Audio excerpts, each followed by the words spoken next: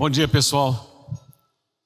Hoje é dia de celebrar a vida, de celebrar o conhecimento e de celebrar a liberdade. Nós sempre fomos herdeiros de um país livre, mas volta e meia temos sofrido ameaças. Na Segunda Guerra Mundial, que se encerrou em 1945, a União Soviética atacou a Alemanha de um lado e os países aliados, liderados pelos Estados Unidos, atacou do outro e chegaram no meio da capital histórica da Alemanha, os dois exércitos. E ali fizeram um pacto. Daqui para lá domina a União Soviética, daqui para cá os países aliados. E aí, dentro de algum tempo, construíram uma cerca de arame. Muitos que ficaram do lado da União Soviética, lá em Berlim, uma linda cidade, começavam a passar pelas cercas de arames e eram fuzilados ao passar para o lado da Alemanha Ocidental, que é a Alemanha que ficou como um país livre, democracia. Foram os aliados que ajudaram a reerguer esse lado da Alemanha, e o outro lado ficou dominado pela União Soviética. A União Soviética dominou muitos países na época da Segunda Guerra, e eles depuseram todos os governos e impuseram uma ditadura comunista ali.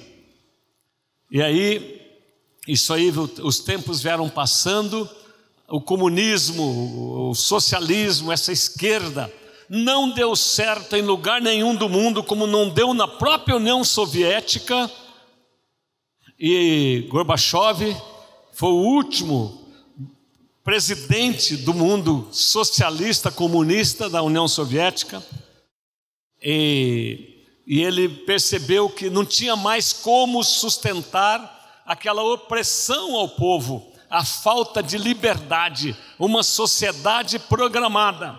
Eles diziam quantos iam fazer engenharia, quantos iam fazer medicina, quantos iam fazer área de humanas, e o restante são operários e acabou. Não havia liberdade de sair de lá e viajar para outros países, como ainda não existe em Cuba hoje. Então os muros ainda prevalecem na sociedade moderna, na sociedade da ciência, da comunicação, na sociedade da inovação. Ainda temos muro. Na China, poucos podem sair de lá. Um país com 1 bilhão e 800 milhões de habitantes, para mudar da zona rural para a cidade, é muito difícil.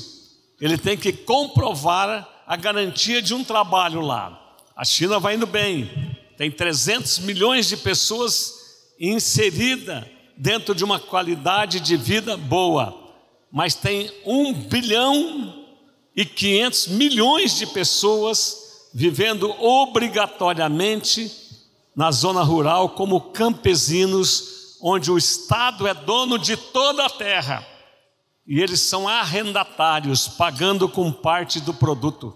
Não tem a liberdade de ter o seu quinhão, o seu espaço de comprar, vender e etc. Por isso, Hong Kong, vocês estão vendo as grandes manifestações ali. Vocês têm entendido aquilo? Os 30 anos do grande marco da liberdade, da metade do mundo, da libertação da esquerda. Essa esquerda que está aí, batendo na porta, insistindo, etc. Esses são os riscos que nós vivemos. Se fosse boa a esquerda, o comunismo, não precisava ter muros dividindo as cidades. Não existe regime melhor do que a democracia, e a democracia garante a liberdade. E na democracia, cada um tem a liberdade de escolher o seu destino. E com certeza vocês, por estar almoçando hoje aqui com a gente, como os melhores alunos, vocês estão escolhendo os melhores caminhos que pode se encontrar dentro do mundo capitalista. Isso faz 30 anos que esse muro caiu. Há uns 5 anos atrás foi a Alemanha. Tem parte do muro que foi preservado para que a humanidade possa olhar para a história e não cometer os erros que se cometeu até o século XX. E ainda tem países sofrendo terrivelmente como a Venezuela, como Cuba, onde não há liberdade nem de acesso à internet, como na Rússia, uma democracia entre aspas, como na Bolívia. Jamais, não aceite jamais que um presidente tenha mais que 2 mandatos. Ele não abre mais mão do poder, porque ele domina poder judiciário, etc. Passa a fraudar tudo para permanecer no poder. A verdadeira democracia, ela exige rotatividade no poder e nos poderes. E alguns dizem, correm aí pelo menos na mão da esquerda um ditado ou uma frase que o capitalismo é o responsável pelas diferenças sociais, pelas desigualdades. E eu tenho dito que o promotor das desigualdades em qualquer país é a falta de educação de qualidade, porque a educação de qualidade, ela resgata a dignidade, ela promove a igualdade. O país que tem uma das melhores educações do mundo chama-se Estados Unidos, e lá é um capitalismo, mas eles incentivam a todos a fazer uma escola de qualidade. O ensino fundamental e médio é excelente, tempo integral, de graça para todos. E vocês sabem quem paga esse ensino? Quem tem. Quanto mais a pessoa tem, mais ele paga para aquele ensino lá. Eu tenho uma casa em Orlando, e o IPTU dessa casa que eu pago lá custa $12 mil por ano. São R$50 mil. Não é pouco. E eu, quando vi aquela conta, eu assustei. 50 mil de IPTU em uma residência.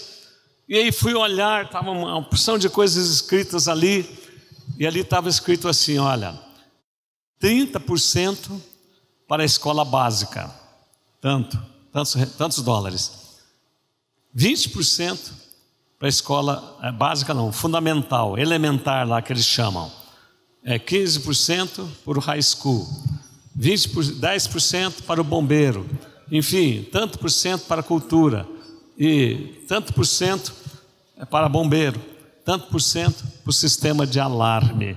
Quando olhei aquela conta e vi que a maior parte do dinheiro é destinado para a escola, mesmo sendo pesado, eu fiquei feliz em pagar aquela conta. Então, quanto melhor é a casa do americano, mais ele paga para que todos possam ter uma educação de qualidade. Isso é capitalismo. Mas o capitalismo está fundamentado no desenvolvimento da mente. Ele só se desenvolve com a mente desenvolvida das pessoas. O capitalismo contempla a produtividade. Ele premia os melhores. Ele incentiva a pesquisa, a inovação, porque é através da inovação que o mundo melhora, que as empresas crescem, que oferecem melhores produtos para todos. Então, queridos, vocês são tão jovens, preste atenção no nosso país e no mundo, e não abram mão dos direitos de termos uma plena democracia, e uma democracia sem corrupção. Lamentavelmente, ontem tivemos um fato muito negativo em nosso país, onde depois de decidirem lá no Supremo Tribunal, analisando a Constituição, já tinham chegado à conclusão que, vencida a primeira e segunda instância, o criminoso tem que ir para a cadeia. Aí chamaram ao debate de novo, não, mas vamos interpretar de novo a Constituição. Chegaram à conclusão que tinha que ir para a cadeia.